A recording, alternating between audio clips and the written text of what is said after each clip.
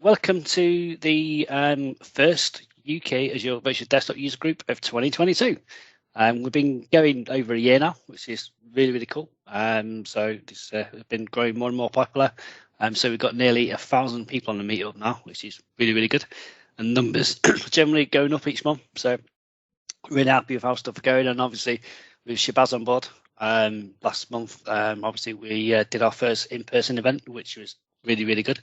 Yeah. And we're hoping to do another one in April. So yeah, lots of exciting stuff to come. Okay, so let's go. So the agenda tonight, obviously, I'm on my own. Unfortunately, Shabazz can't make it. So I'm going to be sat here talking to you for 2 hours.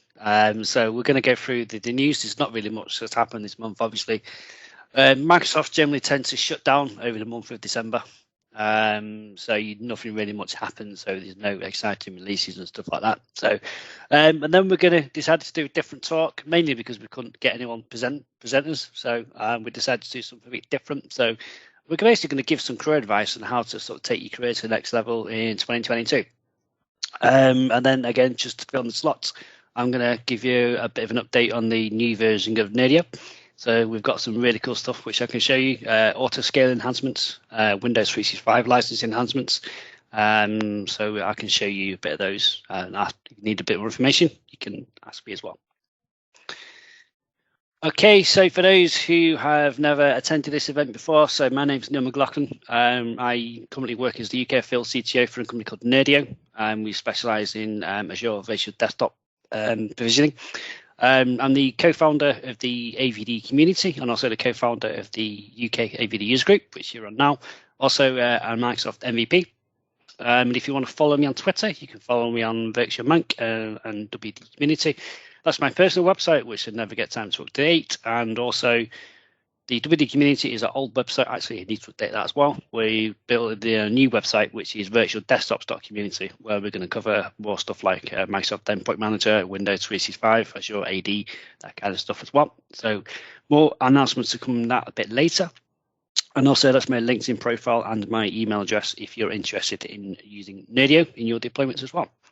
Has anyone got a really strong Bradford accent? No? No. Right, I want you to I think Simon might be close enough. I want you to pretend to be I didn't get any of that, Neil, but other than that, I'm perfectly good. All right, okay. Well, Shabazz can't make it tonight, so that's Shabazz. Wave, Shabazz, hello. So what to expect, we meet once a month. So the first Thursday of each month, and we present the latest. Still need to change that. AVD news on hot topics. We use Teams, obviously, and then we record everything, so it's made available afterwards on YouTube. Physical events, we can forever. This slide kept on saying hopefully soon. So it says we had our first physical event last month, went down really well. Lots of beers and pizza and lots of really cool sessions. So and got good feedback from the people who attended. So hoping to do that again in April. So really good stuff there. So presenter slots. I'll be honest, the past couple of events we've really struggled to get people to present. So if you really want to present, please get in touch with yourself or Shabazz. You don't have to be an expert. You don't need to know everything. You don't even need to talk for like 45 minutes, an hour, even if it's like just 10 minutes. If you've never done it before, not a problem. Honestly, no one cares. If people present, well, we do care. We would love to mentor you and sponsor you and help you and encourage you. Because I think what Neil means is that we really love to see the enthusiasm in each and every one of you in presenting something that you are really excited about. And like he said, that could be just 10 minutes stating this one setting that helped you create a better end user experience on virtual desktops. So don't be shy, just sign up and enjoy the ride because it's going to be fun. Thanks, Esther. That is what I meant. We've also got a Slack channel as well. So if you want to join our Slack channel, we've got quite active on there, quite a few people on there now. So if you've got an AVD issue, you can jump on there and normally somebody will respond quite quickly. So news, again, this is going to be really, really short because there's not much been going on because Microsoft basically going to shut down over the Christmas period. So as I mentioned, the AVD community relaunch, it's been quite slow over the past few months, but we're starting to gain momentum now. Just not had time due to work commitments.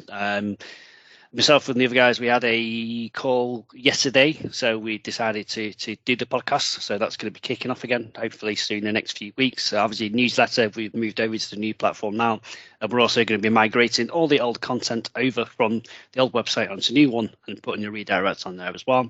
YouTube channel. So this is why I've been spending an insane amount of money on all these DSLR cameras and fancy microphones, and I've got my green screen arriving tomorrow. So I'm hoping to start putting some really cool content out there. So probably sponsored by Elgato with John Lunn, because it's cost me a personal fortune. And yeah, we're looking to do more of this kind of stuff as well, sort of non-techy stuff, coronavirus and mentorship, because I think people are sick of doing tech webinars at the moment. So I think a bit of a change, something. And I think it's, I mean, I know Esther, you're really involved with sort of the Girls Who Code community and women in mentorship and those kind of thing. It'd be great to do something like that as well. So really, really excited to see what we can do. Yeah, and I'd be happy to make it more inclusive and not just focus on the women in tech, but also we can include the men in tech as well. We can put a few wigs and dresses and pretend to join and stuff like that. Join in the fun, right? Yeah. Cool. Thanks. Okay. AVD Tech Fest, they've announced it, so that's going to be on the 27th and the 28th of April. So that's in Amsterdam. So that'll be Esther, I presume, is going to be there, right? Yeah, I live in, of course, all the Dutchies live in Amsterdam. So if you need a place to crash, just let me know. Yeah. So that's going to be a 2-day event with loads of cool sessions as well, all focused around Azure Virtual Desktop. But I think this time they're adding in a few extras as well. So you get a few VMware and Citrix and all that stuff as well. But really good chance for everyone to meet up and go and get very drunk in Amsterdam. Yeah. So, yeah, that'll be awesome.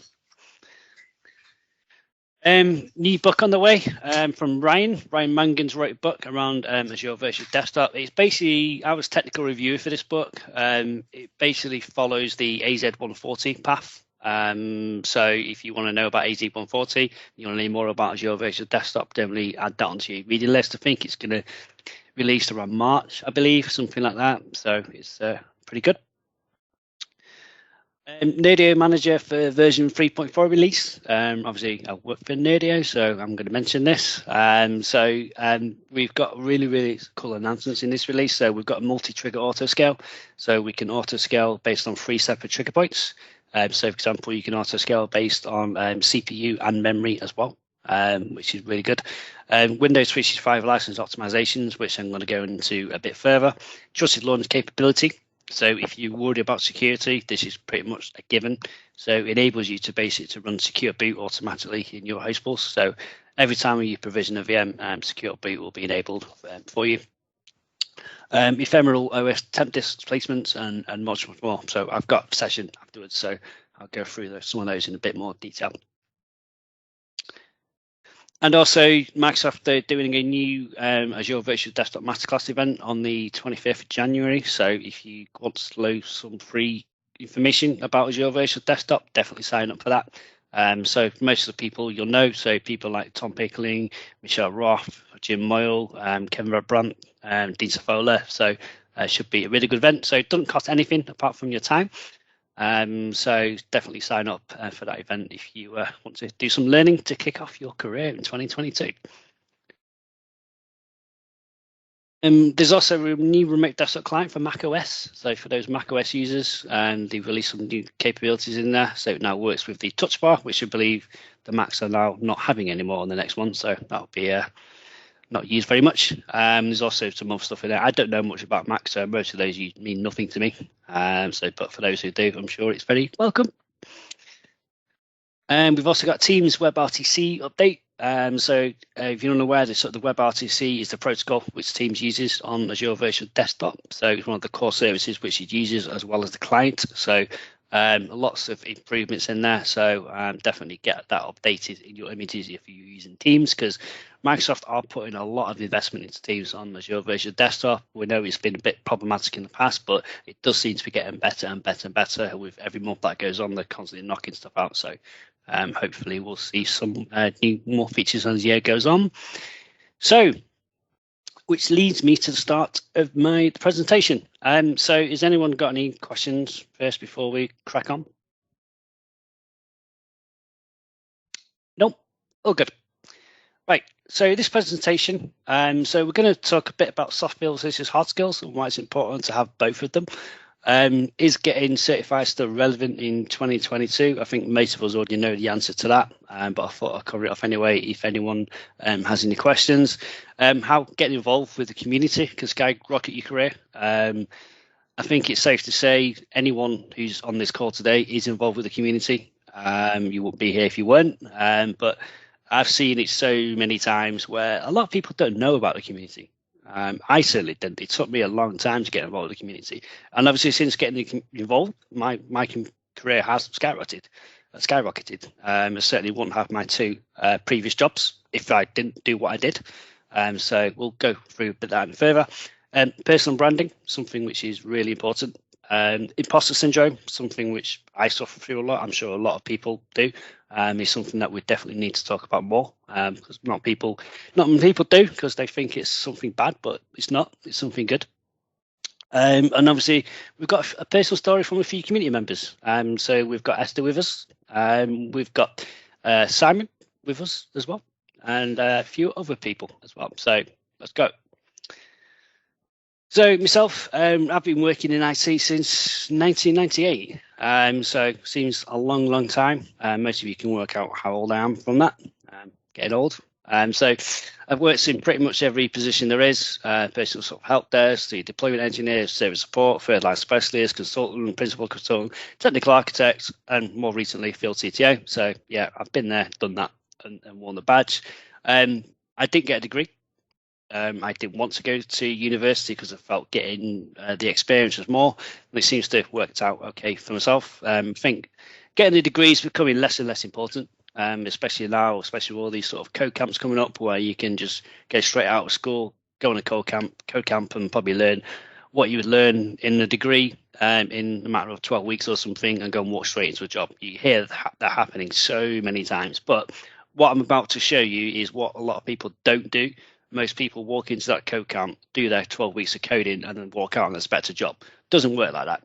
You need to do everything we're here to discuss today, and to make sure you get noticed and stand out above the rest of the people.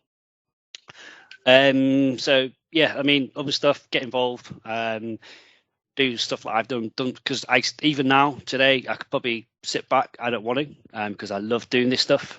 So still do technical book reviews, so still do stuff like the MVP, write blog articles, do podcasts, do stuff like this. And I'm not going to lie to you, it's hard. It takes up a hell of a lot of commitment.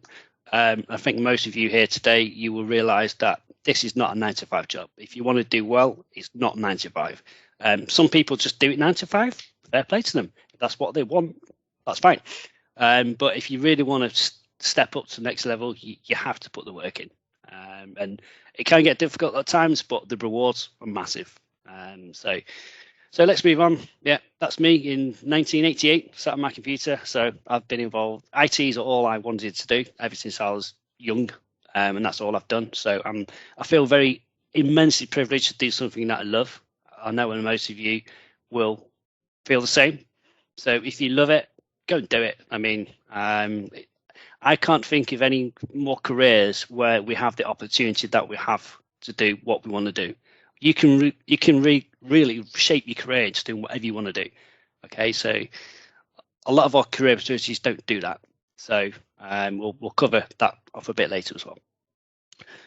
Again, anyone got the Bradford accent? So Shabazz, I'll talk about him because I mean what he's done has just been amazing over this past few years. So Shabazz actually presented at the first AVD user group we had. He was still not that involved with the community, is getting bits and bobs, but if you see what he's done over the past year, it's just been mind-blowing what the guy's done. So obviously he graduated in 2006. He spent 8 years working with just on-premise support roles. I guess he's not involved with the community. 2014 he started working as a consultant.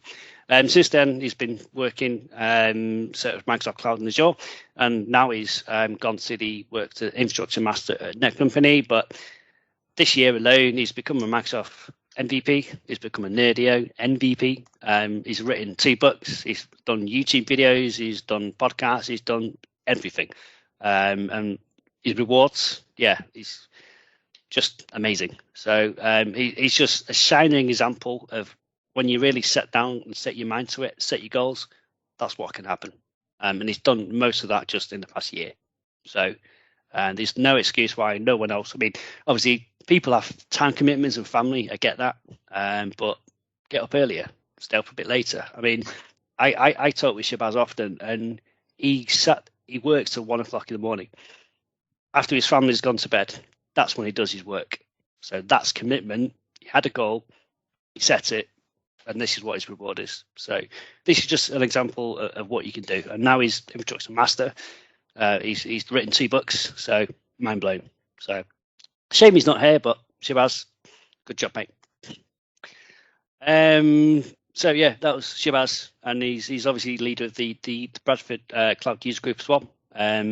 Obviously, as a personal branding, perfect example. I'm IT Geek. You think of I'm IT Geek, you think of Shabazz. Obviously, he's got his MVP on the back of all the stuff that he's had as well. So really, really good story. Okay, so soft skills versus hard skills. So when I first started in IT, the typical IT person was the person in the left-hand corner. They sort of sat in the dungeon, which was the IT department. They didn't come out of that dungeon apart from when someone threw them in a bit of food and water and stuff like that. That was what we saw as a typical IT person, certainly in my day. Top right is generally what we see today, as in the sort of people, IT people, a lot more sociable and stuff like that, and they need to have all of that sort of social skills and hard skills and that kind of stuff, which we're going to go through shortly now. So what are soft skills versus hard skills? So soft skill is a basic human skill as to how we present ourselves and communicate with other people, right? It's how we present ourselves in our day-to-day lives. So it's how we come across to people when you're talking to a person. What kind of personality are you? Are you a kind person? Are you not very harsh person? What kind of person are you? And the better person you can be, generally the better you're going to be received. And that's generally really, really important, especially when you get to more senior IT roles, because when you get to sort of that management pain where you're having to speak openly to customers. I mean, some people don't like dealing with customers. Some people prefer to sit there working on their own. Fine, I get that. That's perfectly okay. But if you want to step up to the next level and be a consultant and having to deal with people, it's really important to start looking at what those sort of soft skills are. Hard skills are teachable skills that are measurable. So do you want to learn PowerShell? Do you want to learn GitHub? Do you want to learn coding? Do you want to learn VS Code? What is your skill that you want to do? So that's a hard skill. And we'll go through that a bit more later as well. So as I mentioned, to be effective in your career, you really, really need to have both. If you really want to do well, you don't have to have the really top-notch soft skills. If you don't want to work with other people often, that's fine. That's just the way some people are. We're all different. We've all got different brains are wired each ways. Everyone has their sort of pluses and minuses, right? So I'm not going to sit here and say to you, if you don't have the soft skills, then you're going to fail. No, if you don't have the soft skills because that's the kind of person you are, that's cool. No one has a problem with that at all. That's just the way you are. So, but if you do want to take things to another level, then just be aware of these skills, because some of them are teachable, but some of them are just personality. So everyone's different. So most value soft skills, sort of ambition, focus, common sense, enthusiasm, empathy towards other people, sort of self-management, friendliness, ambition. So is that kind of things, which is what kind of skills that people have most often. So I've just listed some important ones that I personally think are the most important ones. So communication, to me, that's probably one of the most key ones, is how you communicate with people in your day-to-day lives, especially when working in IT. As you get more, as your career progress more, getting information and passing information to other people is really critical. One thing which I've seen people fail often is they don't come across enough to other people. Say if they try to describe a problem, they'll just like say it in one sentence or one word, and they're like, what am I supposed to do with that information? They're like, oh, PC broken, or website down. So a better approach would say, hi, the website's not working. It could be this, it could be that. Please could you take a look? Just be nice. It's that simple. But I don't know why, but some people don't get that. But yeah, communication is critical. So obviously, how do you present yourself in a meeting as well? So how do you come across in a meeting? Are you just like one or two words and just sit in the back and hide your head, or do you just sit at the front, put your face forward, and actually integrate with other people in the meeting? And when you walk into a meeting room, present yourself to people. Hello, I'm Tom. I'm started today. Or hello, I've seen you around before. How's it going? That kind of thing makes a huge amount of difference, because people will walk out of the room. If you come across as a good communicator, they're going to remember you, rather than just a person sat in the back and didn't say anything. Right. So really important. Same thing about if you're doing YouTube videos, or you're doing even conversation on Twitter. Again, try and produce sentences and come across as a genuine, a nice person. And also when you're dealing with sort of P1 incidents, which a lot of us do, how do you deal with the clients? How do you come across in that communication? Sort of, do you come across as a nasty person, a nice person? Also, what kind of questions do you ask? What information do you want to gather? All those things come back to the core skills of communicating. How to communicate with those people. Do you put one word reply to the emails? Do you put sentences, paraphrases? And the most intelligent people that I've met, and the best ones that I work with, they really think about what they're going to say, and they're trying to get as much information as they can from one email, rather than just having 10 different emails constantly asking for different information. So just a few tips there. So as I mentioned, some other tips. So listen carefully to what people are telling you before speaking. I see this a lot. Just me, people hate being interrupted mid conversation, especially when you're having an argument, a technical argument where someone else thinks that you're wrong or you think they're right or something like that. Even if they are, just sit back, let them say what they want to say, and then respond politely. So be very clear with the information that you are exchanging. So triple and double check it's correct. Be friendly and open. We're all human. I don't understand why some people nasty and horrible, because some people just are. I don't know. But we're all human. So if you come across as friendly and open as you can, you've won half the battle. And confidence as well. Again, confidence. People like confident people. People are drawn to confident people. People remember confident people. Some people aren't naturally confident. Again, that's fine. I get that. But if you can pretend, especially if you're speaking to somebody important, it doesn't take much just to sort of stand up straight to say hello again. Just come across as a confident person, and respect. Respect is huge. Respect, people notice respect. So if you respect someone around you, want to contact with, again, they're going to remember you. So that's just a few tips around communication. So that kind of ties in with sort of soft skills and public speaking and storytelling skills.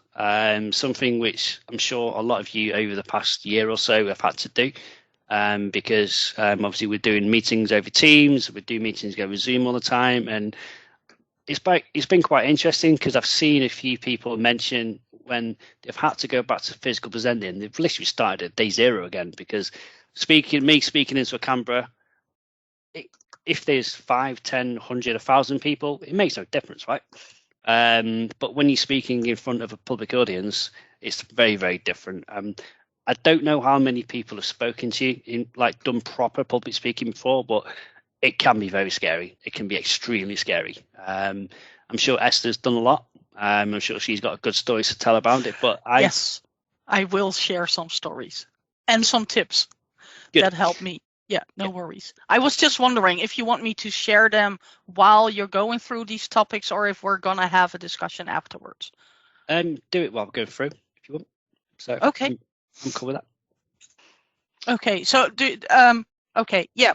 So I'll just jump in and just so for me it was very scary. It still is very scary to stand in front of an audience. And then when COVID hit, it became all over again very scary to look at a camera, because I'm very nervous about cameras, because I'm always worried that I might show improper behavior, like pick my nose or something like that, or just be like half eating when the camera's on in meetings. So especially with presenting, I had to relearn to try to be at least a bit interactive, because I think that's even more challenging when we're doing online presentations, to keep connected with the audience. Because if you are presenting and you're still very focused on the message that you want to send across, it's sometimes hard to double check in the chat to see if people are still engaged with your story, or to quickly check those very tiny cameras that people hopefully turn on, to see if some are still nodding and if you have that interaction with your audience. So I think that definitely was a whole new learning experience for me. Well, the one thing that I just keep telling myself is that it's okay to learn to fail at sometimes and to improve myself. But the first step or the first challenge to conquer always is pushing myself out of my comfort zone, because like most people, I do fear the unknown, and online presenting was very unknown to me. So it involved conquering a lot of fears, and those little voices in the back of your head just telling you that you probably will not be very successful doing it. So I was very fortunate when I started that I had, especially at the beginning of COVID, if we're talking about online presenting, that I had the MVP meetups, and I just shared my fears with the group and just explained that I was very nervous about turning the camera on, what are the do's and the don'ts. And basically those meetings helped me to feel more comfortable turning camera on, and eventually starting to present and be more interactive. So that's one of the tips. Find a group or a place where you feel very safe and comfortable to get that experience, because that will help you understand, in my case, like physical reactions in my body when I feel nervous, and where I just start to keep talking and forget to breathe sometimes. The other thing before COVID, which seems like ages ago, when we were still doing in-person meetings and I had to get up on a stage, one of the crucial tips that I got from the Citrix technology professionals program manager was that there is this international organization called Toastmasters. And it probably is a Dutch thing, but I translated it as toast being the bread that you grill. But never realized that it's all about making a great speech when you're toasting for like a wedding or a reception or whatever. But what this organization does is, at least it helped me. In the Netherlands, there are even English, maybe American focused groups and Dutch language focused groups. So I started with an English focused group to both get some experience standing in front of an audience and presenting. And yeah, the bread version definitely sounds like a good idea. But also to help with my English vocabulary. So if we're talking about being more confident in getting your message across, that's an awesome way to get some additional experience. And the cool part about Toastmasters is that they also have a whole system for each and every presentation or speech that you are giving. So there's an counter that checks how many times you say or use filler words, start every sentence with so. You already understand that I usually have a very high score there, which apparently is not a good thing. The other thing is that they have a grammarian that keeps track on whether or not using bad grammar distracts your audience from the message. A timer, in my case, very important to have someone flag with color cards to make sure that I stop in time, or at least stop at some point. And an evaluator that gives you some feedback. Usually it gives you some pointers to improve on, and always at least one pointer that you did very well. So that also helps you in building some confidence. And the other cool part that I love is what they call impromptu speaking, which is just throwing a question your way and giving you 2 minutes to come up with a cool answer. I usually love to just ask people what their favorite Disney princess is, especially the guys in the group, because that always brings some humor and laughter in the group. But yeah, that's basically a quick tip on how you can easily improve your presenting skills. And other than that, I think meetups like these are awesome stages to get some experience, similar as events, that in-person events that we had in the past, like E2E VC, which for me was a great podium to get in front of an audience that is very much in a cheering on spirit, that wants you to succeed, that is eager to learn your message, or to hear your message and to learn from your experiences. And that's the same feeling that I have with these meetups.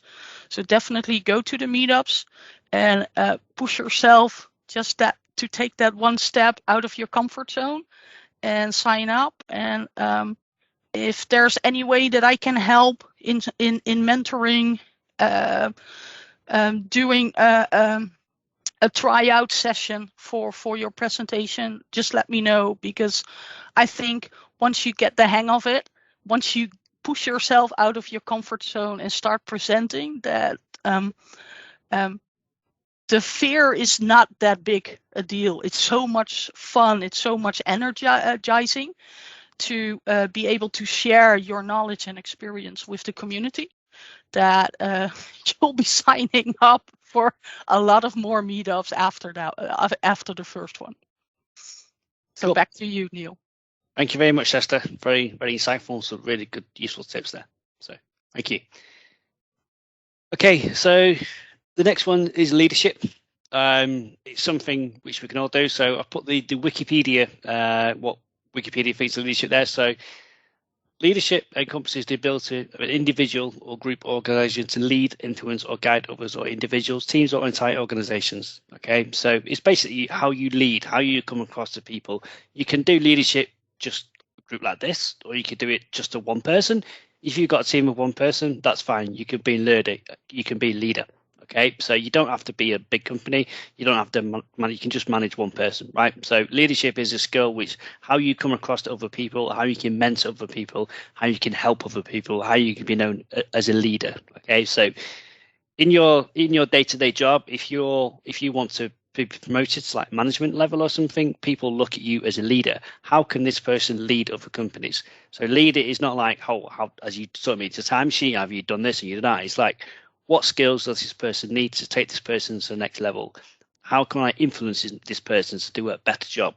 That's what true leadership is. Okay, so there's some 5 top tips there that I put down about leadership. Sort of one of those is integrity.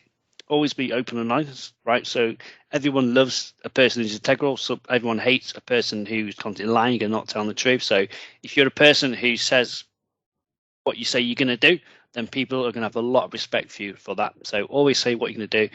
It's not difficult. It's not hard. Just tell the truth. Be open. Be honest. Okay. Influence. So always try to influence people to bring to another level. I love helping people. I love it because when you help someone, you see them go from here all the way up to there. You see them go to the next level, and it just brings you so much joy. to help people. So if you're working with somebody and you see them stuck, just help them.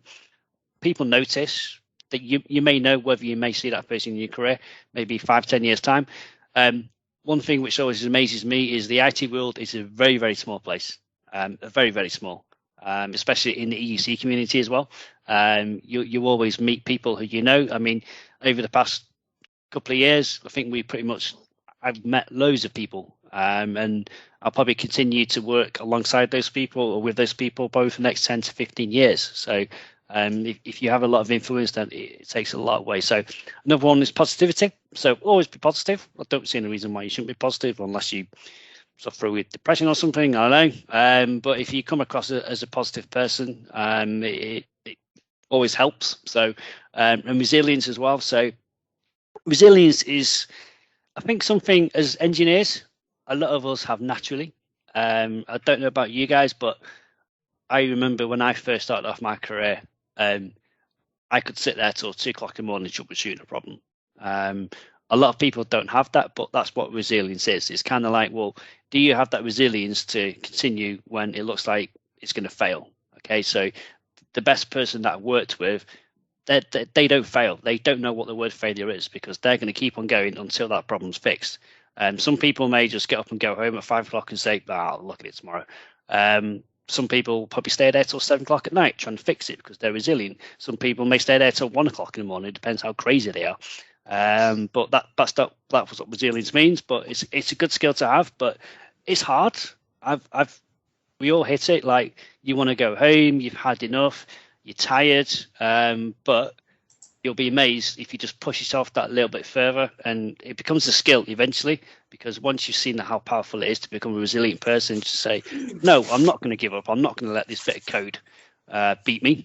Even when you've been sat there looking at the code console, after 6 hours, you realize there's one little comma.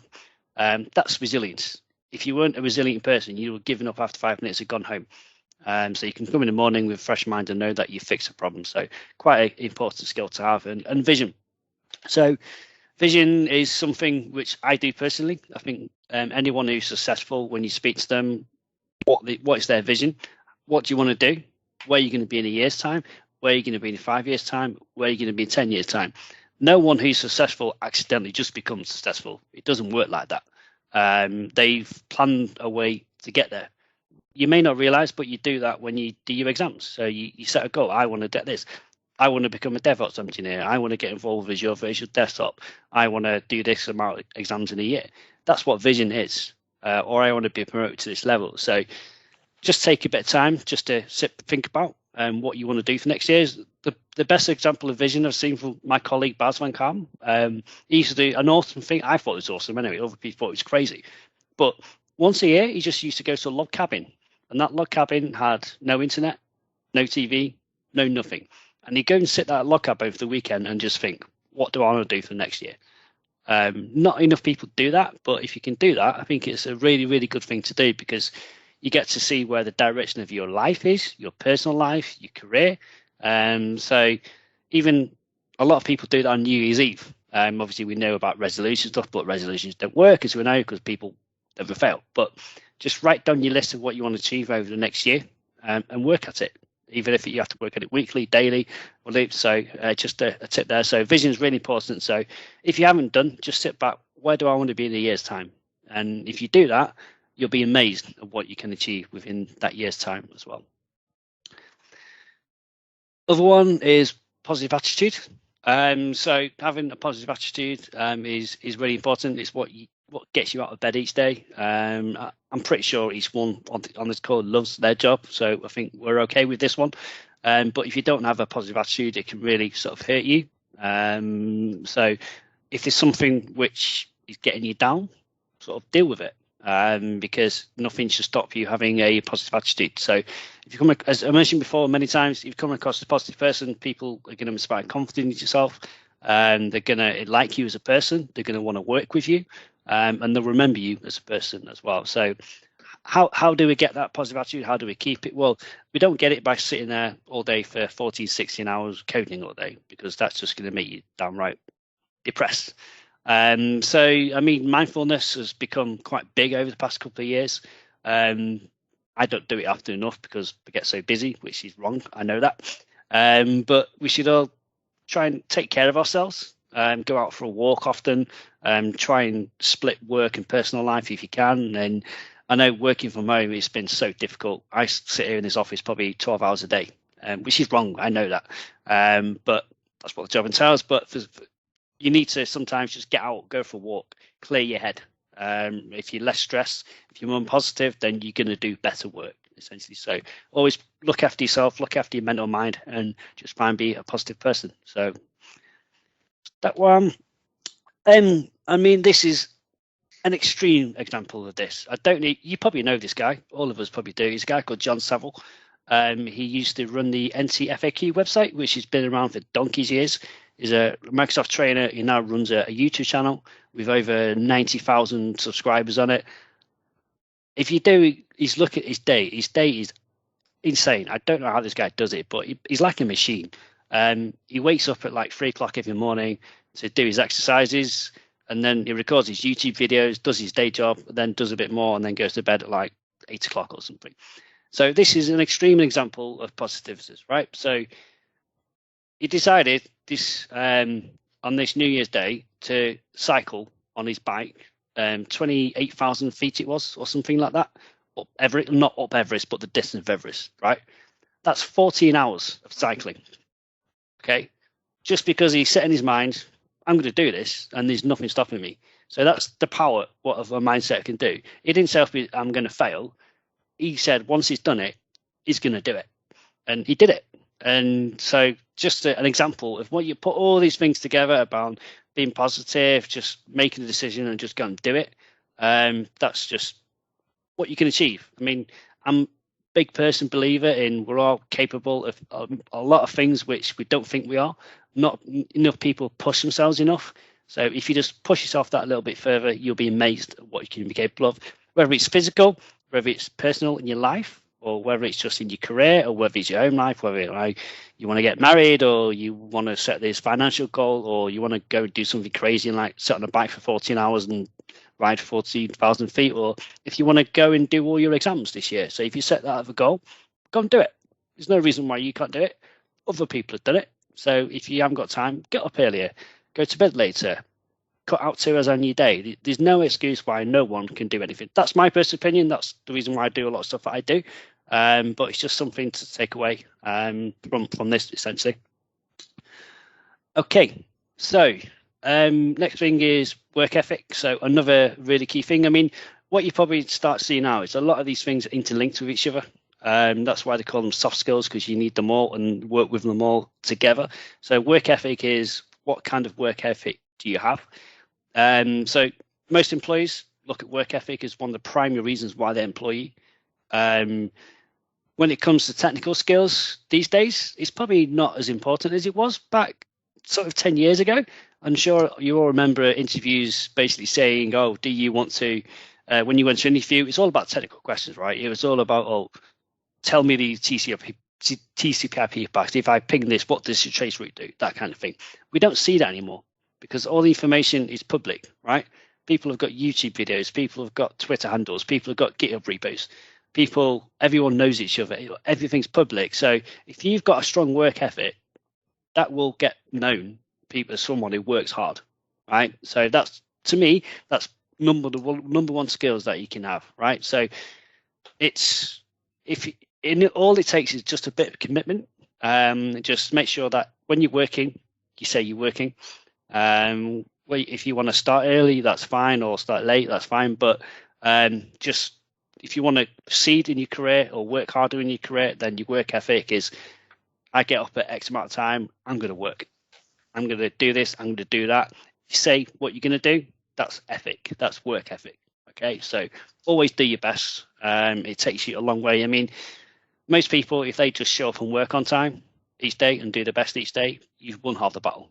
That's not what a lot of people do for some reason. I don't know why, but that's just the way some people are. Okay. So some of those skills are reliability, be reliable, turn up for work every day, be productive. So productivity is something which not a lot of people are good at, I'll be honest. So these days we've got a lot of distractions in front of us. We're checking our WhatsApp groups, we're checking our Twitter feeds, we're doing this, which is fine. But the most successful people I've seen schedule that into their day. I know it sounds crazy, but they do. They work out blocks of time where they even block out their calendar where I'm going to spend 2 hours doing this, check my Twitter 15 minutes, spend 2 hours doing this, check my Twitter 15 minutes. And that's the way some people work, and that works really well. I don't know about you, I've been guilty of it in the past where you say you're going to do something, you list out your 3 things during the day, you get to the end of the day, look at that list, none of it's happened. Why? Because I've been chatting to this guy, I've done this and done this and done this and done this. So, and the productivity is writing down that list and just sticking to that list. Make it your number one priority to do the things that you're going to do, which all leads into focus and discipline. Because it takes a humongous amount of focus and discipline to do that. Not a lot of people are good at it, but if you can become good at it, I can assure you it will make an immense amount of difference to your thing. So I work with a guy called Vadim. He's our CEO. This guy has got insane amount of focus and discipline and insane amount of productivity. What he achieves probably is 5 times what I achieve, and I think I work hard. But he just takes things to another level. And when I spoke to him about it, I was like, well, what's the number one tip? It's just focus and discipline. When he's working on something, he'll work on it, and then won't finish until it's done, and then he'll move on to the next thing. And he blocks everything out in his calendar, literally everything. So he knows what he's doing every day, each day, and he gets it done. So that's a good tip for that one as well. Which leads into task management. So use your calendar wisely. If you've got a task, do the most difficult thing first, then the rest of your day becomes so much easier. I used to do a lot of procrastination, where I always put off the most difficult task, and it never gets done because I don't want to do that. And it gets the afternoon, you feel a bit tired, you got the afternoon slump. I'll do it tomorrow. You do it tomorrow, guess what? You do exactly the same thing you do. Towards the end of the week, guess what? Your task's still not done. So if you integrate productivity, focus, discipline to say, Monday morning, I'm smashing that, okay? Then you can get the rest of your week and you'll feel a lot better about yourself. So on to the next one. So, I mean, put it all together. I mean, I've just put two examples here of how all the things we're talking about sort of help. And I know this sounds crazy putting a Mr. Beast thing on here. So this is a YouTube guy. He earns like $47 million a year, right? So insane amount of money. So I actually went back through this guy's YouTube videos from 5 years. So he's earned his money in the past 5 years. He's got over 3 billion views, right? And if you look at his videos from 5 years ago, they're all productivity tips, right? He actually said, I'm going to be a YouTuber. I'm going to produce the best videos in the world. He quit computer gaming. He quit this. He quit that. He said, this is my focus and this is all I'm going to do. And he set free for his goal for 5 years straight. And now the guy's earning like over $15 million a year. So it's just a matter of putting all these things into practice. And again, this guy I found up on LinkedIn, he just posted up. He's like, couldn't find a job. Instead of sitting there like usual thing, I can't find a job. It's their fault. It's not my fault, blah, blah, blah. He got a plaque, went out to a train station in the local community, just put a job. I'm hungry for success. I want a software job. Guess what? He got loads of job interviews from that. It's doing something different. It's showing the hunger. It's showing the passion. It's showing that thinking different, standing out from the rest. So just a few positive stories to share. Growth mindset. It's something, again, which is probably accumulation of all the things that we just talked about. Growth mindset is having the mindset where you think you can do better. It's taking your stuff to the next level. I don't know about you, but I'm horrendously bad at never settling for good enough. I guess it's something with all those IT people, because the next thing's always coming, right? And there's always something new to learn. You can never just settle, because if you do, your career will become very stagnant very, very quickly, I can guarantee you. So your growth mindset is basically, I mean, I think the brain is an amazing thing. We all start at zero. No one knows everything, but we all start at exactly the same place. So what if you aspire to all these other people, they've gone through the same thing that you've gone through. So they've all started at zero. Sort of Esther started at zero of DevOps. She's turned herself into a DevOps guru. Okay, so a lot of other people on this call. So we all started at zero in IT, right? but we've all gone through our thing and we've all learned our path. But the thing is about the second part of this, we're going to learn, sort of go through the IT side of things about what to do. But yeah, just growth mindset needs to be, and that's the difference in the growth mindset and the fixed mindset. Is in fixed mindset is like, no, I can't learn this. It's too difficult. I'm going to stop here. I don't understand this code. I don't get it. Growth mindset is basically, okay, I'm going to get through this. It may take me 10 hours. It may take me 10 days. It may take me X amount of time, but I need to take this training course, but I'm going to make sure that I'm going to do it. So that's a growth mindset. So a growth mindset, you can achieve anything. So if you have that mindset, to that work ethic, everything we just spoke about, to sit down, there's nothing that you can't do. Imposter syndrome. This is something that I massively struggle with. I'm sure a lot of you do as well. Imposter syndrome is basically thinking, it's stopped me from presenting and getting involved in the community for a number of years, because I was like, why would these people want to listen to me? I don't know anything. You speak to these people, you think they're all these gurus, these experts, and blah, blah, blah, blah. The turning moment for me was when I first went to my first UK Citrix user group. I had all these like people who I spoke to on Twitter, and like, oh man, these guys are amazing. These must be like these gods. You go speak to them, and you're like, they're just like me, right? They're a person. They're just a normal person. The only difference is they know this much more and the reason why they know that much more, because they commit to learning it. Right? It's not as though someone got an injection planted into the brain and says, you know what, you know now this, you're now this, like, is your expert. No, they've sat down, they've committed their goals, they've worked their ass off, and they've learnt it. And that's why they know what they know. They've got involved in the community. It's that simple. We're going to come up with some stories towards the end of it, towards this presentation, about 3 people I've picked, because I know they've been through that path and what they've done is amazing. And it's an example of everything that we've done in these presentations today. But just an imposter syndrome, trust me, everyone is good enough. Okay, if you want to do a presentation, just go and do it. No one's going to laugh at you, and no one knows everything. That's the most important thing.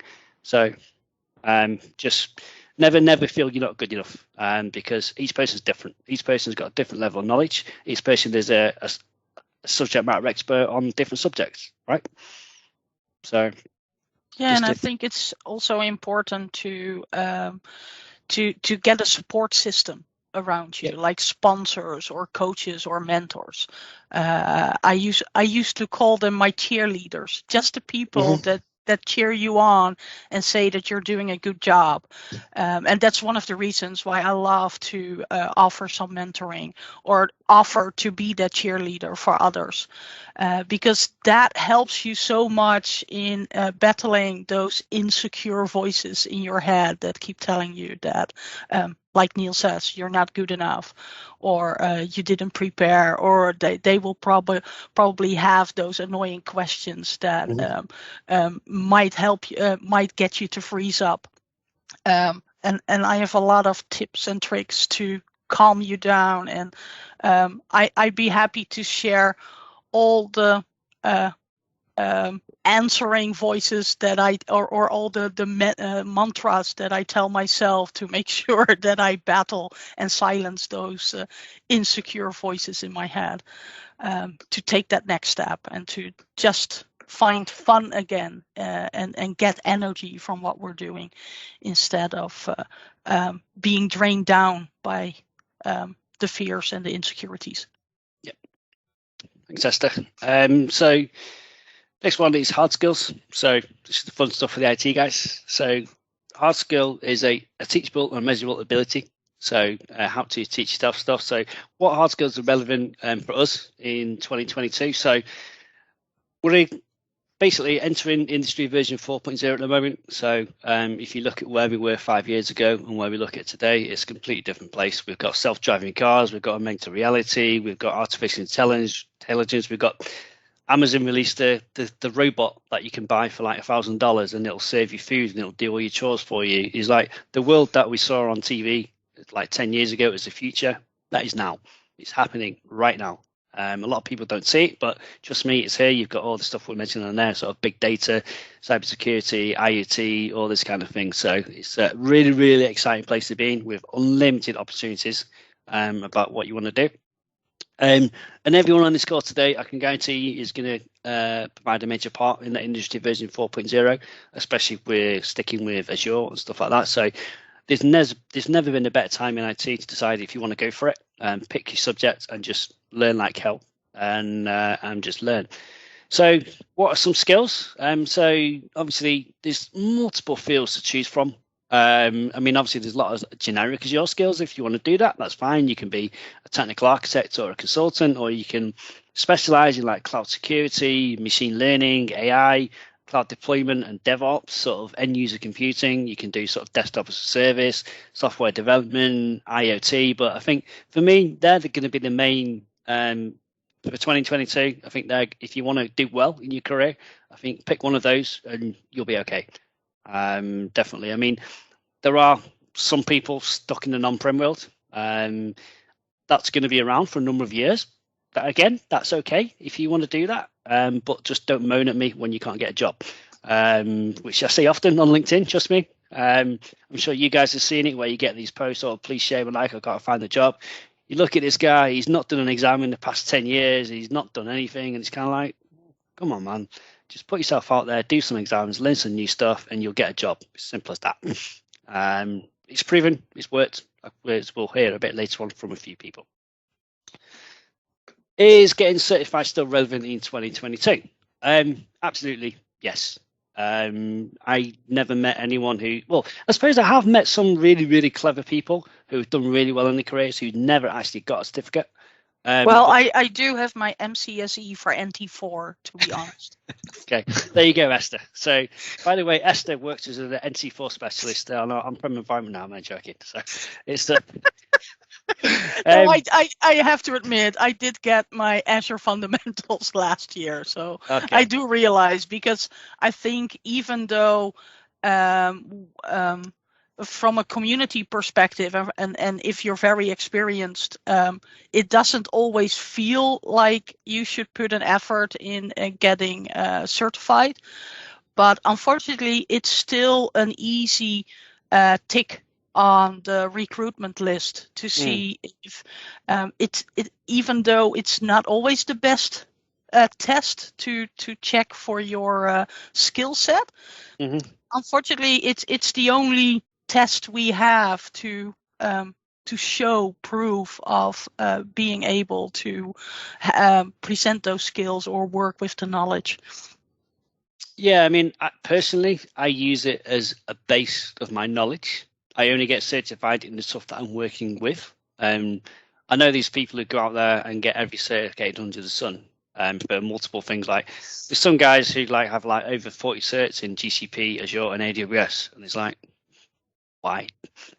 I don't get that, because 6 months' time you can guarantee that they've forgotten half of that knowledge. So just to me, it's other people have different opinions, obviously, but to me, a good level is to get certified in the stuff that you're working with and the stuff that you know about and work with day to day, or just do as your fundamentals to give that base knowledge. So or the stuff that you would love to work with to make a career switch.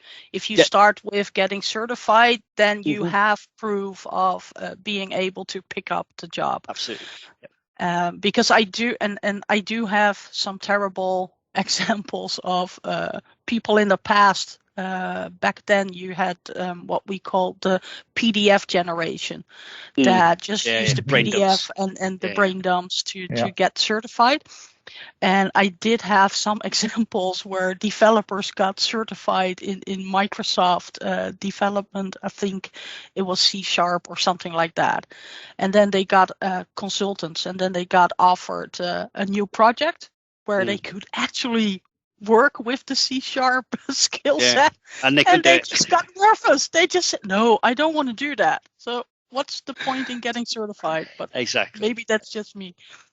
Yeah, exactly. So I mean, obviously this is not a complete list, but this is just an example of some of the certs you can take. So you can do like AZ1 and 3, and I don't know if these, I mean, this is just something I grabbed the other day. So most of these may be irrelevant, but obviously there's multiple different paths around for end user computing, but there's just some different workloads. You can have like AI developer, administrator, data scientist, security, Azure DevOps kind of thing. So pick what you want to do, as Esther said, or just pick what you're interested in. Go there. Probably takes about a month or two to study for an exam, or depending on what your level of knowledge is. If it's a 0, it could take up to 3 months. But yeah, if you want to progress, definitely recommend doing that if you can do. So I've just put some links there, so some free links, so you don't have to pay anything on most of them. So Microsoft has some brilliant Microsoft Learn documentation, which is totally free, and they generally do those for the exam pass now.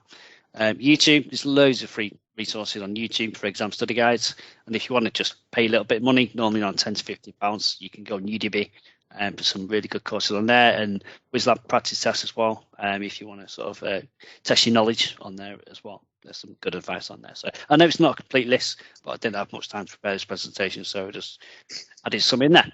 So now let's add into probably the most important thing, community. It's probably why we're all here today, right? So the one piece of advice I can give you is get involved with the community in your chosen field.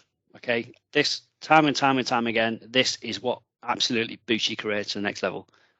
We've seen it lots and lots of times. Obviously, anyone on this call is involved with community, but if you want to give advice to anyone looking to upscale in a career, it doesn't matter what level they're at. If they're a complete beginner, that's fine. We've seen hundreds of stories on sort of YouTube and Twitter about people who have gone from 0 to hero in like a year, just from getting involved with community. So if you're not getting yourself out there, you're not doing yourself a favor at all. So the community is full of great people. Everyone wants to help. Everybody wants to mentor. We're all there for each other. So definitely get involved more if you can do. So these are just some how you can get involved with the community. So get involved with Twitter, the Cloud family, I can highly recommend.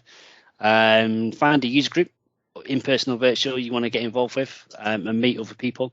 Attend conferences, so each EVCs, Esther mentioned. So that's where I met ETC, where we've been going probably about 5 years now, Esther. So yeah, I've been going a bit longer, but yeah, it's an awesome event. So VMworld, South Coast Summit, Microsoft Tonight are all good places to go to.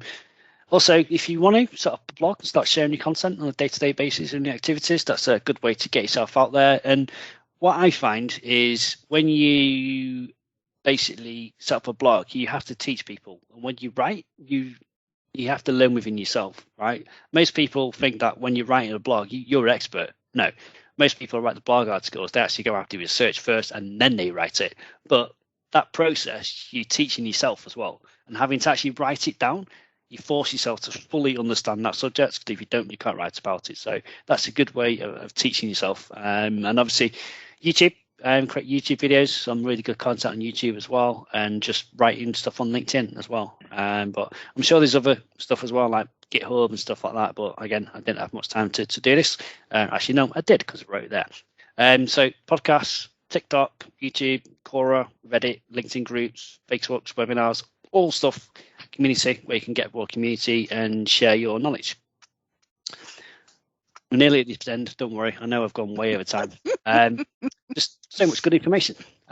So personal branding, another one is quite key, quite easy to do. Just make sure all your branding is the same throughout your different communities. So Twitter, YouTube, LinkedIn, etc. So trying to keep your photo consistent so people know who you are by your name. Usernames as well. Try to use the same usernames. That's all you need to do to create your personal brand. Many examples where it works because people know you from that personal brand. Sometimes you can get so bad where no one actually knows what your real name is because they know you by your brand name. Like it's quite awkward when you go to conferences and you're speaking to people and you're like, hi, I don't actually know what your name is because I know by your virtual name. It's happened loads of times, so it's quite interesting. So I asked the community a few days ago or last week, what are your tips to boost your career? So we've got some here. I know some of these people are on this call today. So Carl, he's on this call, basically says, show your passion and your hunger. Show your love for the community. Most awesome companies will hire you for attitude over skills, which is something we mentioned as well. You can't teach skills. You can teach skills, but you can't fix a bad attitude. So really good tip. Dan Striding mentioned treat others as you wish to be treated. So obviously that goes back to just being a nice, positive, generally open person. Chris Wright Find an area you're passionate about and shoot for the stars. I now have a full-time hobby that pays for my bills, and I quit a job. So very, very true. You'll hear from Chris shortly. April Edwards mentioned always keep learning. Apply for that job, even if you don't think you're going to get it. Ask for help and get involved with the community. So again, good advice there. And Jen Lunn, you need to fail to grow. So true. A master has failed more times than a novice has tried. Very, very good advice there. Imran Rashid, never be listened to someone if they ask you a simple question. The statement shows if you don't know, you can cause people to question their career choice, embarrassment and stress. So some really, really good tips there, all very true and very relevant to all that we've spoken about today. Okay, so now over to you guys. So give me a bit of a break from talking. So I've picked a few people who I know have done really well over the past few years, over the year, and they've basically picked what they wanted to go, and they've just gone for it, go, and they come out at the end of it with having what they wanted. So, Simon, do you want to go first? Yeah, sure. Cheers, Neil. So I'm Simon. I'm on obviously Twitter as Smoon_Lee. So my background is I did a BTEC in college. And so it was 2 years doing system support and networking. In the second year, I started volunteering at a primary school with a friend of mine who'd just taken over as being like the IT lead there and was wanting to get some hands-on experience. So sort of did that for 6 months or so. And then it got to the point where I was doing more time at the school than doing my college course. And it was coming up to like the end of term. And my mate basically said that he was moving on to become an IT manager at another school, and the school were really interested in keeping me on for like the sort of the run up until for me still on to the end of term, because they said, you know all the staff, you know the systems, and it seems that everyone likes you and that you're getting on and everything's working.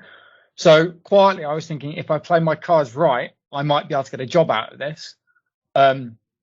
So they said, we'll obviously have to create a job advert and put it on the website, but, let's see what happens in September.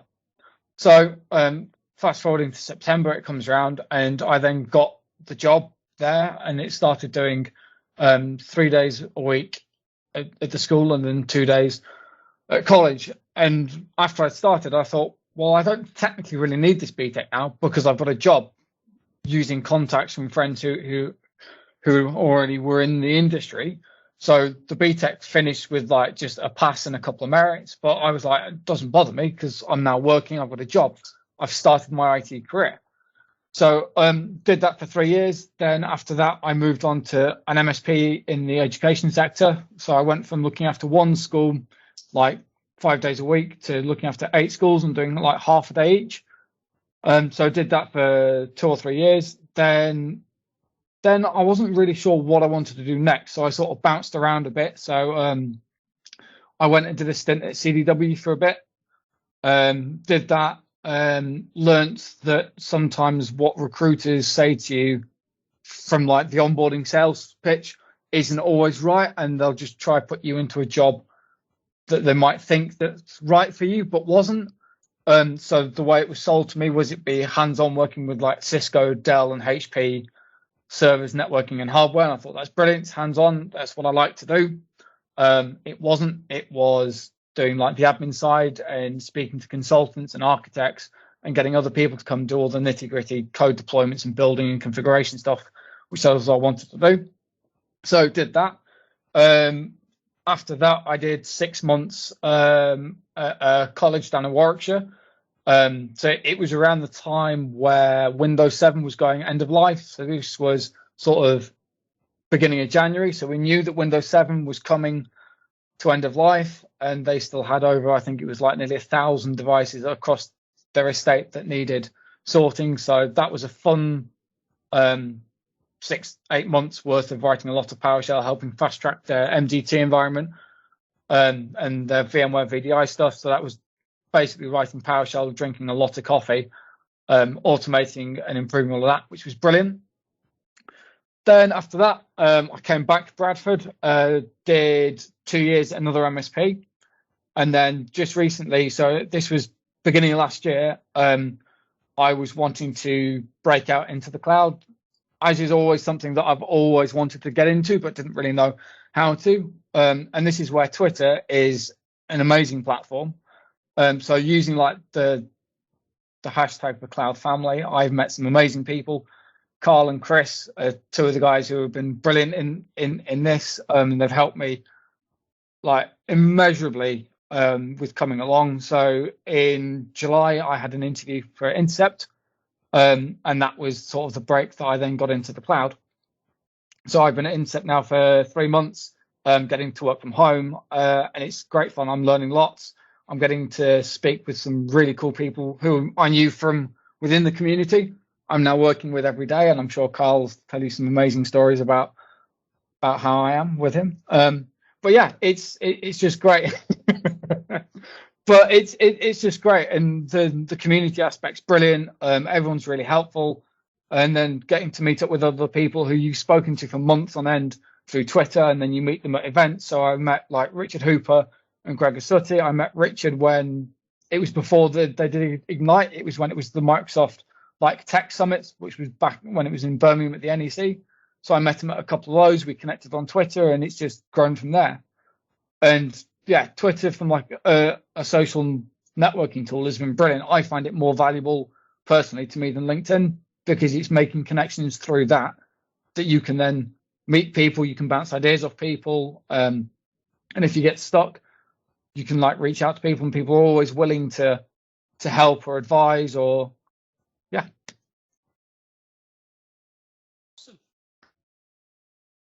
Okay, so thank you for that. Very interesting. No worries. So Chris, on to you, mate.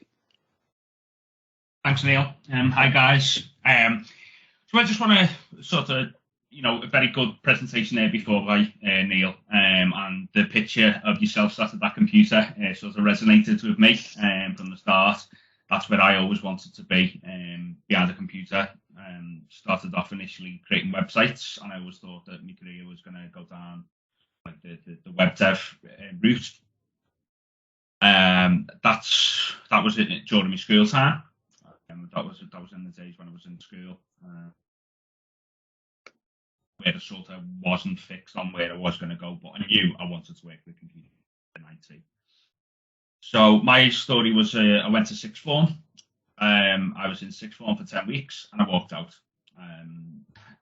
I was doing IT, but it wasn't the type of IT that I wanted to be doing. I wanted to be more technical, more hands-on, rather than creating Word documents, for the grades. I had spoken to a connections advisor, and we had connections around years ago. I'm not sure they're still existing. And there was a guy who I'd spoken to several times about where I wanted to go. I wanted to work in IT.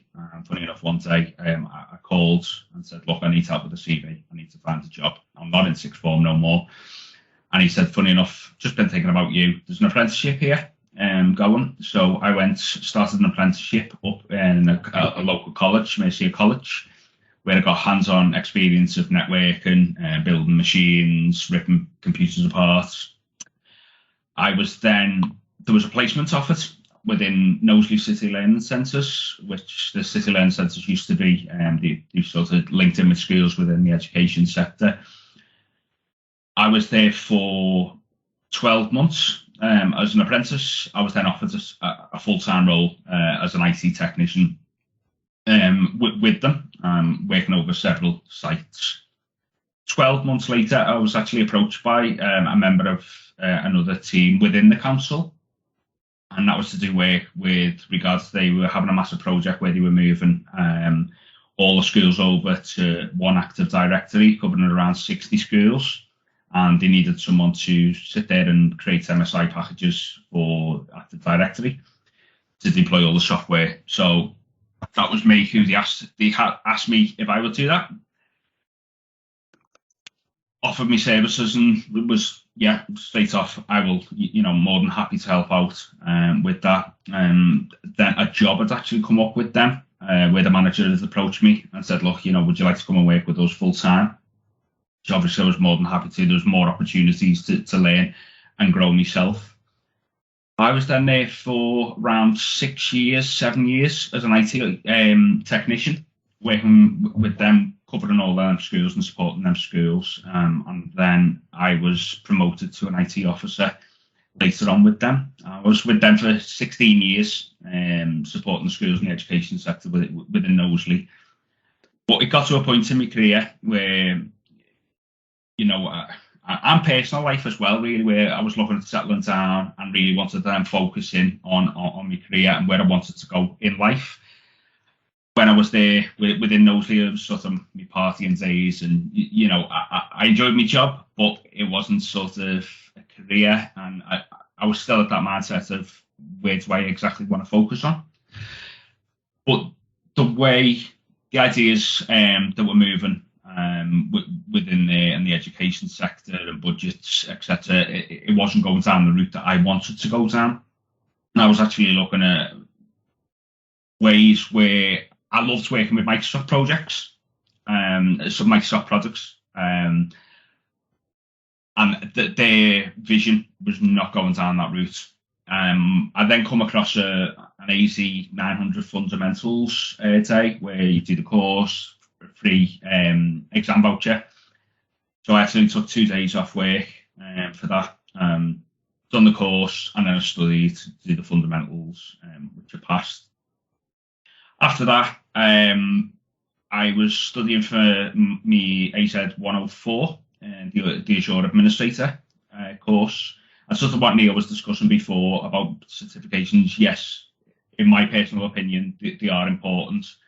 The AZ 104 for me, once I passed that exam, I felt like that opened doors for me. I felt like I had that knowledge building to push my career on. And at that point, I knew exactly what I wanted to do. I wanted to work within Azure, and I was completely locked in and focused. And I would do anything to sort of push myself and get into that role with working with the cloud technology stack of Microsoft Azure. So then from there, while I was studying for me 104, I was looking around to sort of learn more and day-to-day experience. And I stumbled across the community. A bit like Neil says, you know, the community's been out there, but nobody sort of knew about it. And funny enough, one of the guys, Carl Cook, it was his user group. And I actually looked at the date. It was the 6th of February 2021, so exactly 11 months ago today. And there was a discussion with a guy called Bohan, he was doing it on Sentinel. And that was it for me then. I was hooked on the community. I wanted to learn more. I went off, discovered more user groups, and just got involved. I've met some really, really great people within the community. And as I say, I was still on that train, but I didn't know where to go. I didn't know where to turn to look at getting me my break in the cloud. And one thing that I realised is the community is a fantastic place to start.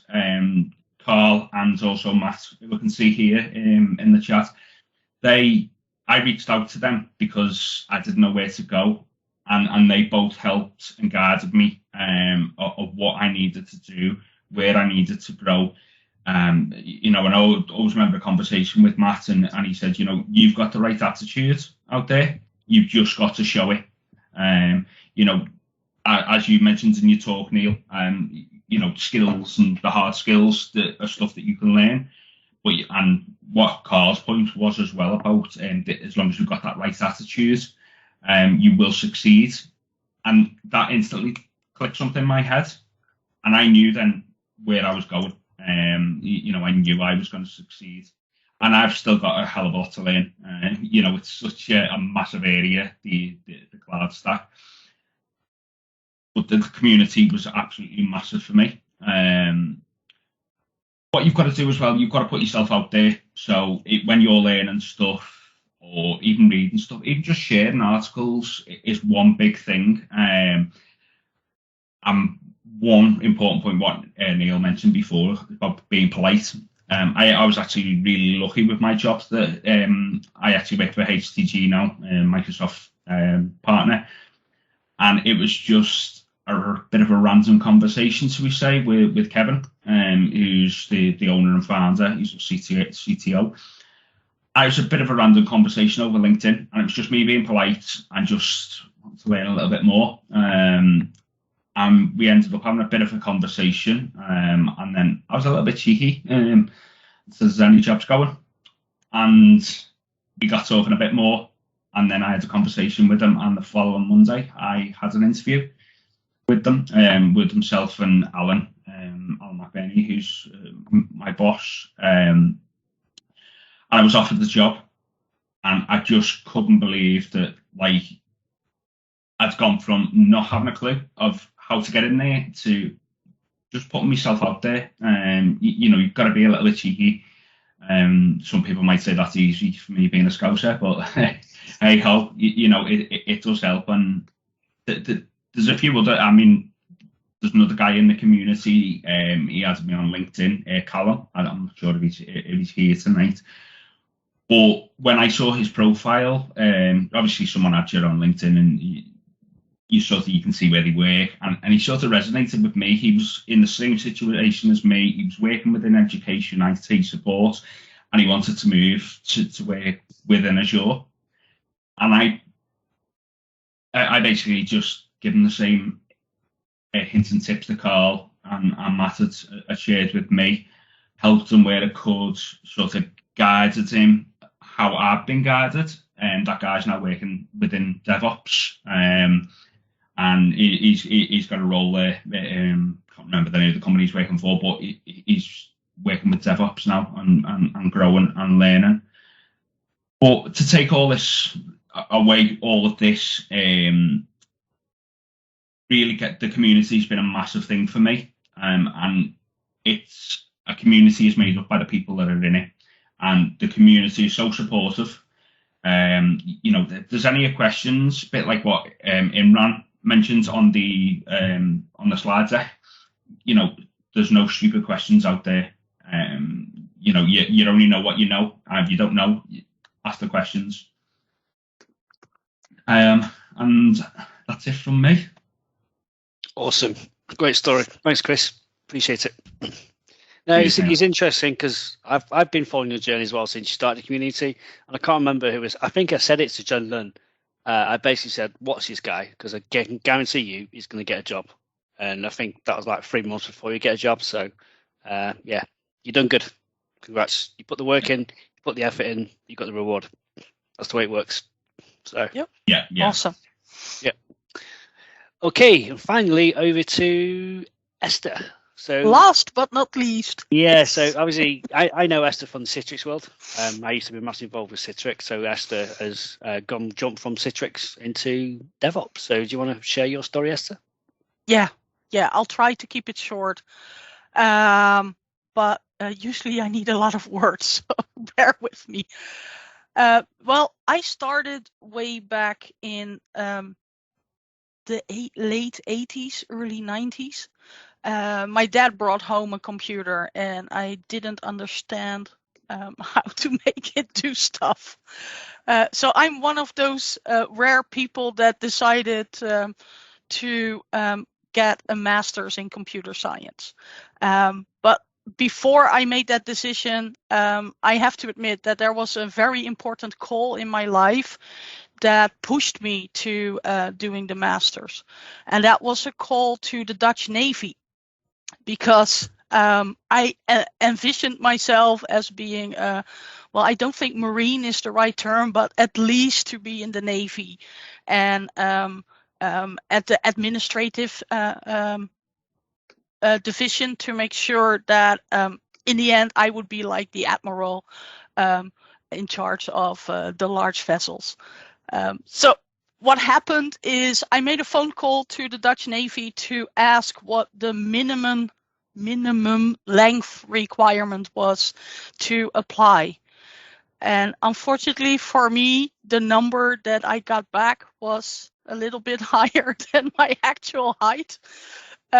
So to be honest, I did take that setback and not very well. So basically I cried in a corner for like a couple of hours and then gave up and decided to just go for plan B, which was my master's in computer science. That took me a while. At the end, basically, I still hadn't met my goal because I still was sucked at programming. But at least I learned to be analytical and to do problem solving. And I took the easy way in applying for a job as building websites. I think that was my first job that I landed. Basically, I worked with. I'm not sure if I should mention it. I started with Microsoft Front Page, so that's like aging myself definitely. But at the university, I just loved building websites, playing around with HTML in Notepad. So my first career job basically was creating a website for a ministry in Front Page, basically copying everything from Word to Front Page and then generate a website out of that. And what happened is I really didn't like how Front Page put in a lot of crap in the HTML code. So I ended up editing each and every page that it created in Notepad to remove all the stupid tags. Minor detail, but so I just started building websites, then transitioned to building more web applications, starting to do ASP.NET scripting, and really wasn't very good at that either, because one of the first code reviews that I had, the person that reviewed my code basically asked me, so Esther, do you know this thing called functions? And then I got a lot of explanation on that you could actually reuse pieces of code by building functions and using include statements. So I wouldn't copy and paste all my code in each and every page that I was creating. So that definitely helped me. And I think that's one of the things that's been like the returning topic in my career, that not always elegantly failing definitely helped me in learning and gaining more knowledge and challenging myself to always look beyond the focus area that I was working in. So for me, from building web applications, I also started to be interested in database management. So I was a DBAer for like a couple of months.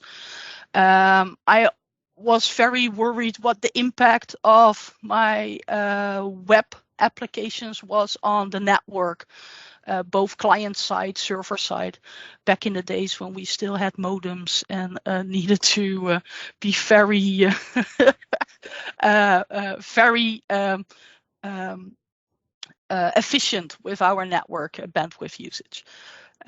So that definitely became a thing for me to always look at what I was building and how it connected in the entire infrastructure ecosystem and what impact it had on the other components.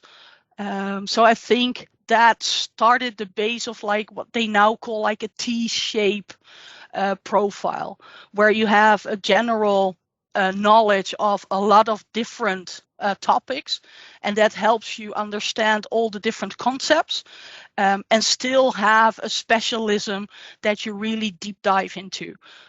So I did get a question from my manager back in the days when I was just hopping from server administrator to network administrator to DBAer, to stick with a specialism, because obviously as a consultant, your hourly rate goes up the minute you're a specialist in a topic. So I did understand his question. And that challenged me to think about what I really wanted to focus on for the next couple of years in my IT career. And I came up with this really or at least I thought, this really cool answer, because I was on a project simply creating Kickstarter logon scripts for desktop environments. And there was another consultant building the Citrix infrastructure. So I figured if I would tell my manager that I wanted to specialize in Citrix, then I would still have the opportunity to get to keep my knowledge up to date of the entire infrastructure stack.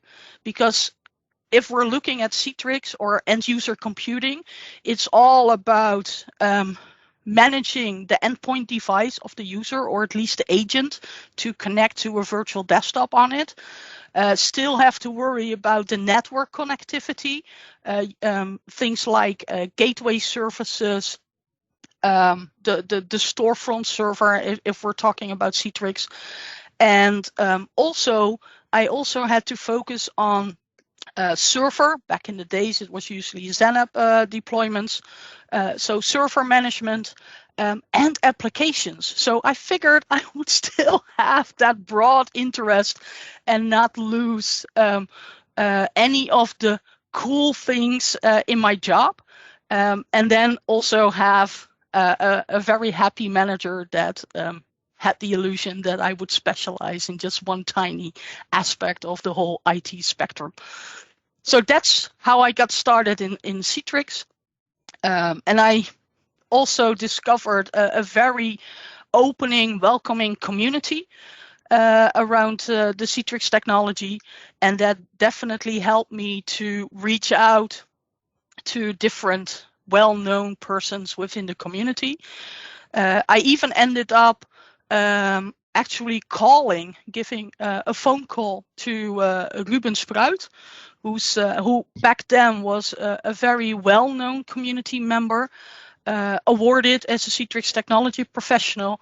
And I basically just asked him how he evolved in his career, and picked some of his tips and tricks to see if that would fit my personality and the way I would like to advance my own career, if it fitted with my personal style. And I have to admit, I was pretty much struggling with my personal style, because even though I always felt like being one of the guys, I did have to admit at some point that I was a woman in tech and not a man in tech. So there are subtle differences, even in the way we think or the way we approach things, without being too generalizing. But that definitely made it a bit harder for me to find also female role models within the IT industry, to get some quick intervention or tips and tricks, and to talk about some of the challenges, personal challenges that I faced during my career.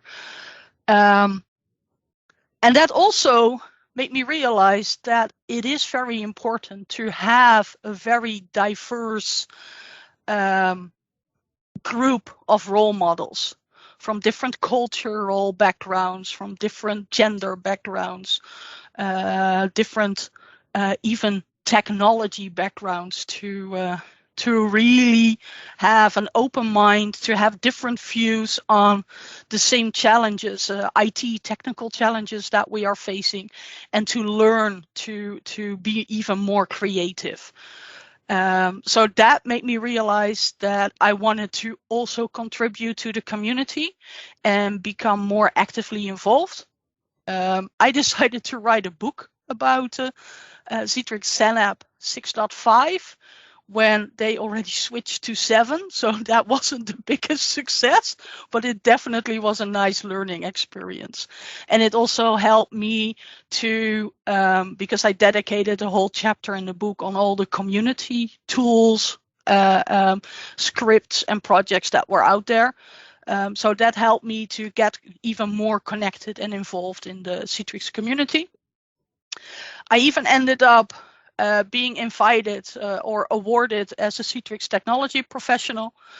And that's when the imposter syndrome definitely kicked in. Because when I joined the CTP program together with 2 other women, that was the first year that the program did not consist of 50 men, but 47 men and 3 women.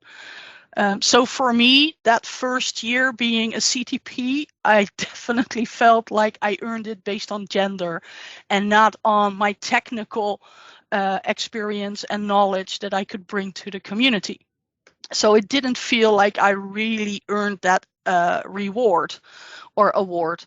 And I think that also kind of motivated me or made me push myself even harder to keep track of the latest and greatest technologies and to keep learning and adapting to the changes in our industry as well.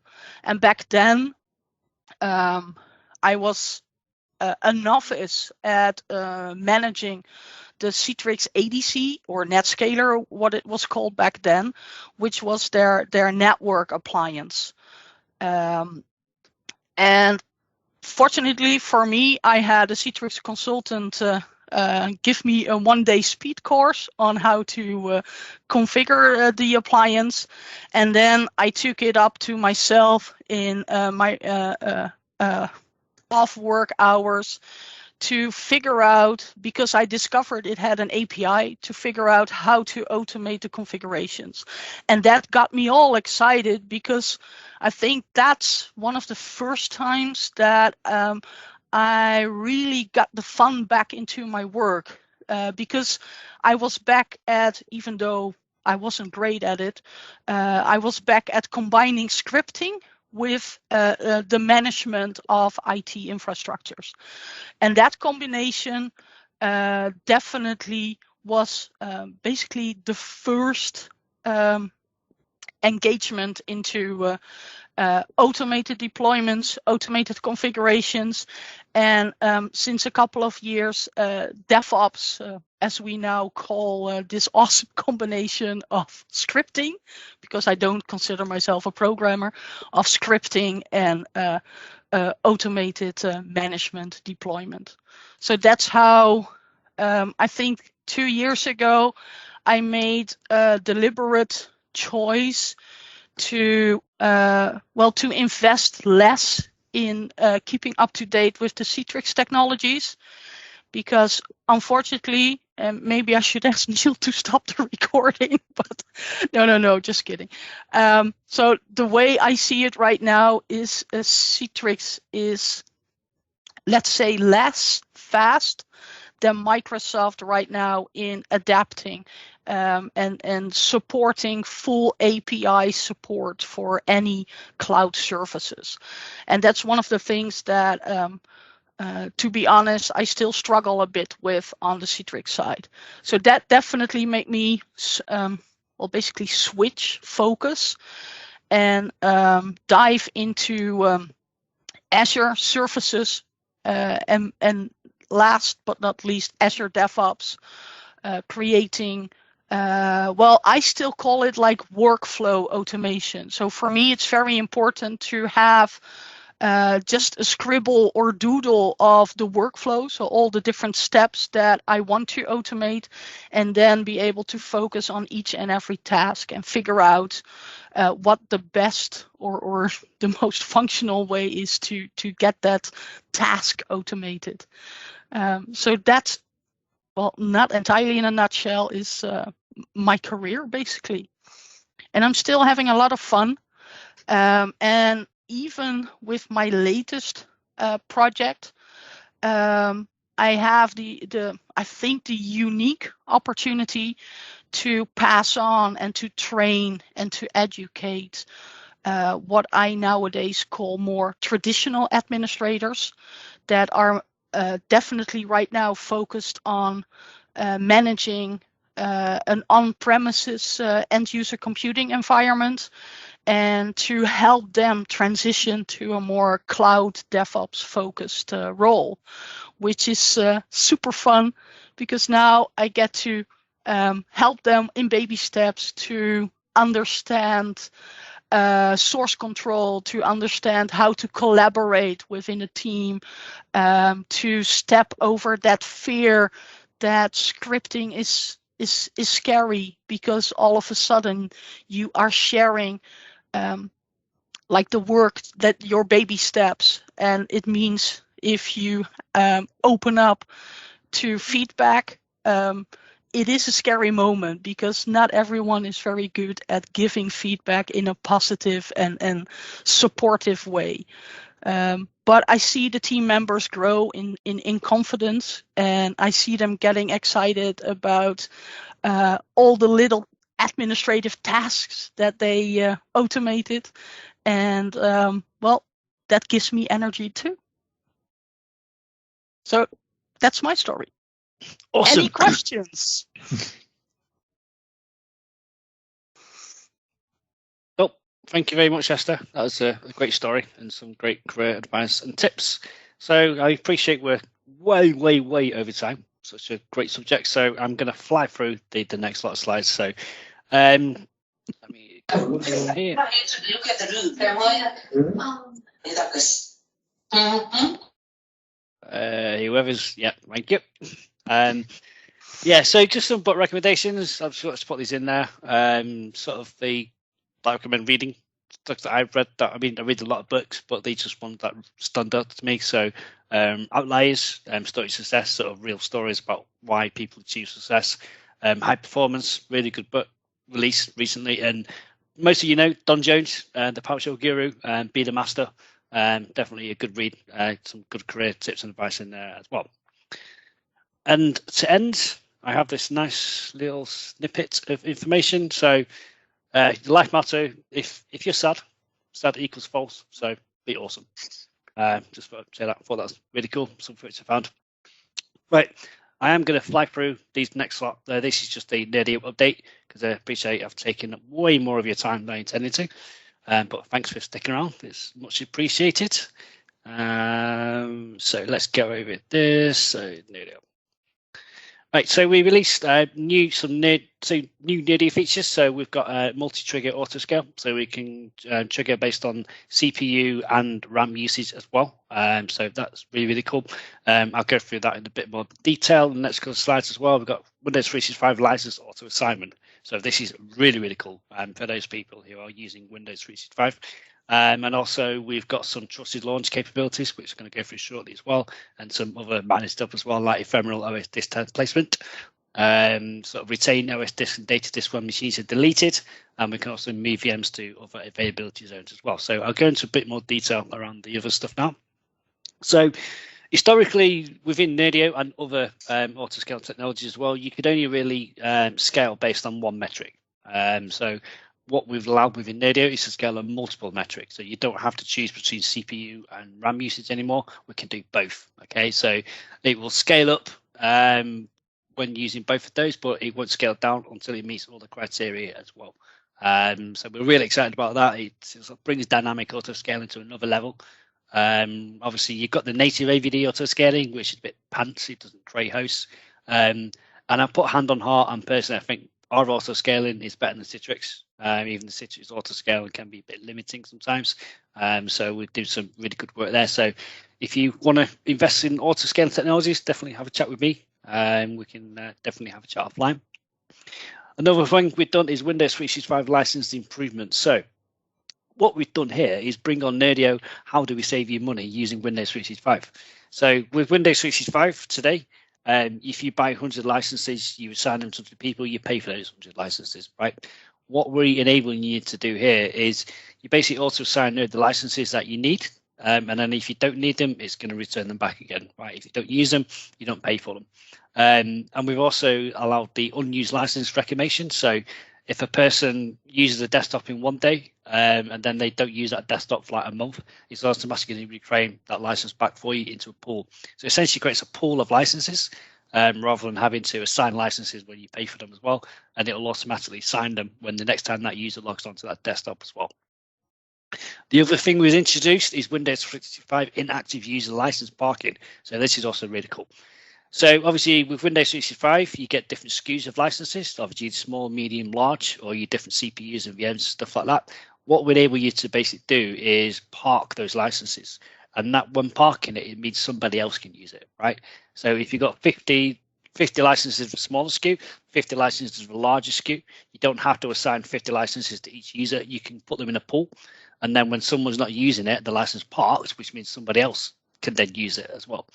So it just gives you a bit more flexibility about licensing, about how you do it. So really excited about all this stuff, really cool stuff. So it means you don't have to go and buy those expensive licenses. If you're really not going to use them, you can just buy a small number of them and then put them in a pool, and then people can use them when they need them effectively. So is that like similar to the concurrent user licenses that we had in the past?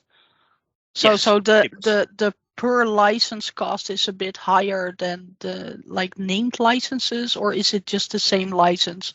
Only it's the same license. You just bought those pool licenses, right? So obviously today as it is with Windows 365, you have to pay for the license and sign it to a user. You can buy it, but not on a standard user, but you're still paying for it. But we're enabling you to basically reclaim those licenses if you're not using them, or automatically sell them to another person. So that makes sense. Awesome. Yep. So another thing we've had is Trusted Launch. So for me, Trusted Launch is a no-brainer, especially in today's world where we're getting hacked all the time and stuff, and it's security, and you don't have to do anything. So what we've enabled you to do with Trusted Launch is to essentially enable it on the host pool level. It's just a one-time enablement, and then from that moment onwards, every VM you create in that host pool afterwards will be automatically configured for Trusted Launch. Obviously, you're limited by VM types, and also your VMs have to be Gen 2 operating system. But it just gives you that extra bit of security when you need it as well out the box without the need to do much. So that's a pretty cool feature. And that is the end.